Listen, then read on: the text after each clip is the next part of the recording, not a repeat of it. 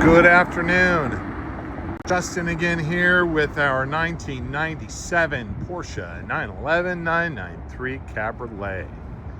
Ends in just a few hours on bat. We have a beautiful day in the Rose City, so I thought I would do a brilliant sun walk around and show off again how fantastic this car looks in any light. There are no swirls in this car. The clear is perfect.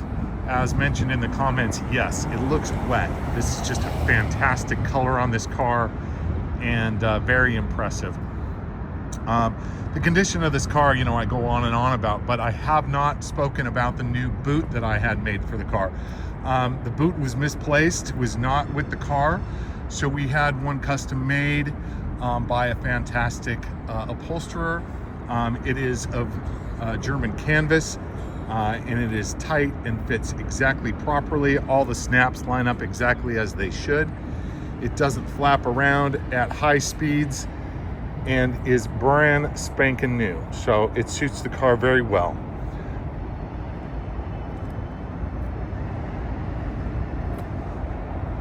Yeah, beautiful day. I'm gonna go for one last drive in this car before it meets its new happy owners.